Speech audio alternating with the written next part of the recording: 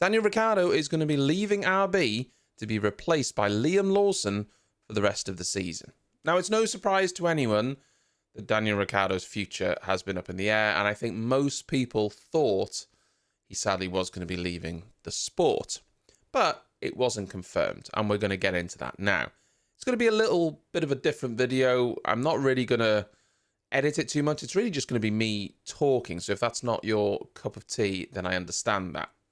Before we even get into the Daniel Ricciardo situation, though, in terms of him leaving and his replacement, we need to talk about this build-up to this happening, because it's something that doesn't really sit very well with me. Daniel's been in the sport for 10 years, over 10 years now, and he's been part of that, the Red Bull family. He's been to Renault, McLaren.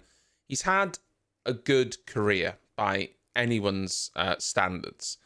8 wins, 32 podiums, over 1,000, I think it's 1,300 career points, 3 pole positions, 17 fastest laps. There's drivers in Formula One that will never get a win or a podium. So he's had a good career.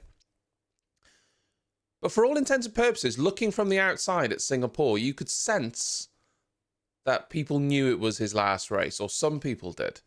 We saw drivers going up to him after the race, which was unusual because they were going up to him in an emotional way. It seemed like they knew something that was happening. Going into the hospitality suite, he was given a guard of honour. There was all these sorts of things, the fastest lap at the end of the race. All these sorts of things were going on. Yet when Red Bull were interviewed, it was always, no, we're going to assess the situation after the summer break. Well, this doesn't really make sense. This doesn't tally up. And it was suggested that the higher-ups, or people who were high up, had claimed to the media that Red Bull had informed Daniel Ricciardo of his departure, and that they had made the decision back in early to mid-September. So supposedly a decision was made before Baku.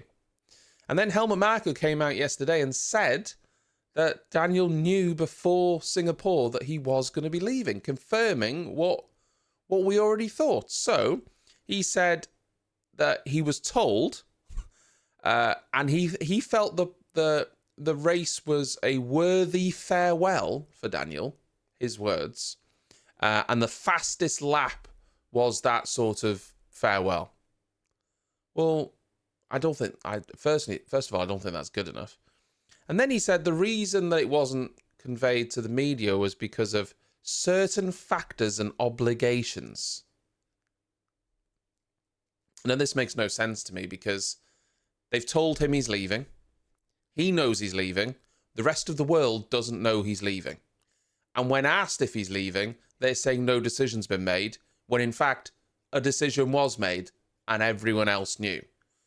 A very, very weird situation, but it's also highly unprofessional, because this is a driver that, yes, has been struggling for the past few years, but he's been a staple of the RB family, and I think he deserved more.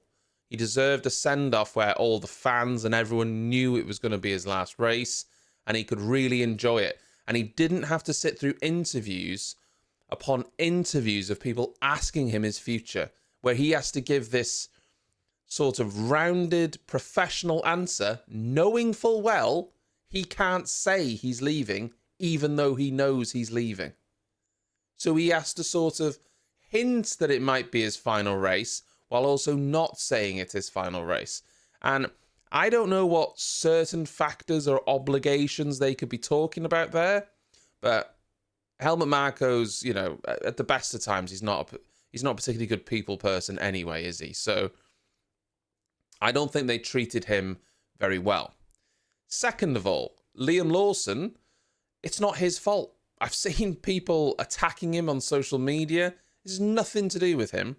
He is a young racing driver making his way. He doesn't kick Daniel Ricciardo out of the team. That's made by higher-ups. They've made that decision. He just happens to be the driver they want to put in that seat. Formula One is cutthroat, and I know that's terrible for fans of Daniel Ricciardo and Daniel Ricciardo himself. And it's sad because he's a really, really good character, but that is not the fault of Liam Lawson. Then we have his future. Ricciardo, what's he going to do now? I believe he has been offered a test role within Red Bull, but it's unknown really if he wants to do that. Could he go sports car racing, IndyCar, something like that? Maybe that would suit him.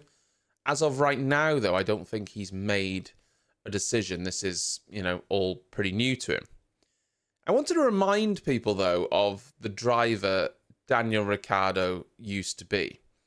During his 2 years at Red Bull, I think his stats, especially if you've only known Daniel Ricciardo from the past few years, would surprise you. So, against Max Verstappen for 2 years, wins 3 apiece.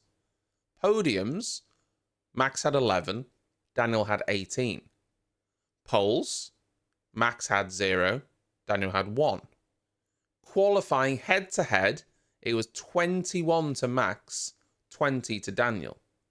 There's a couple of caveats here. First of all, Max was obviously incredibly fast back then, but he isn't the refined driver that he is now. He was still in the earlier part of his career. That's first of all. Daniel was already quite experienced. Second of all, the Red Bull wasn't a competitive car like it is now. It had a couple of instances where it could obviously win races, but it wasn't, the competitive package that it is today. But back then, and I would say since then, no other teammate that they've put next to Max Verstappen has been able to really get anywhere near him.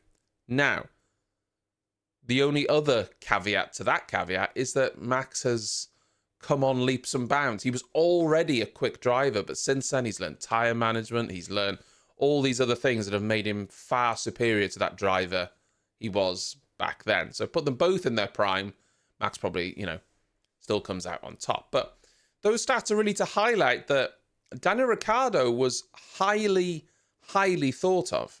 And then obviously we know he went to Renault. He struggled at Renault. I feel like my memory, though, I remember him struggling in Renault in the first season. The second season, something clicked for him and he was doing a lot better at Renault. Then, sadly, well, he went to McLaren, didn't he? And we all know what happened there. It wasn't just that Norris was better than him. Daniel was out of sorts, wasn't he? He wasn't able to adapt. And so we know he's a good driver. We know that his style of driving is very aggressive. For whatever reason, over the past few years, he just hasn't been able to get on top of that. I wonder if there's something similar to these new generation of cars that Lewis has been experiencing with, the way the tyres work and braking and all this. And you could put a lot of excuses on a plate for him, but ultimately you'd have to say, well, a professional driver of his caliber has to adapt regardless. So there's that. Ultimately, though, Daniel is leaving. It's sad to see him leave. He's had no send-off, and I don't feel good about that. I really, really don't feel good about that. But we've got Liam Lawson now. So if we ignore the fact of how Daniel was treated, I think Liam Lawson has 6 races now to prove his worth because he doesn't have a contract for next year. This is purely for the last 6 races of the season that he's in that car. There's no guarantee of next season. So Liam now has to go in there and at least match Yuki. Because from what Helmut Marko said, they wanted Daniel to be better than Yuki, and he only managed that a couple of times. So essentially that dream of going back to Red Bull was never going to happen. So there we have it. Really, really, really sad for Daniel Ricciardo, but Formula One does move on, sadly. I am going away next week, as you might have seen in a couple of videos that I've said, but I have lots of videos planned. There's a video on Sunday, Tuesday, Friday. I've got about 6 videos lined up for while I'm away, so plenty to get you stuck into. And they're really, really good videos on some interesting topics that are very, very well edited. It took me a long time to put all those together, so look out for those. And I'll see you at Austin.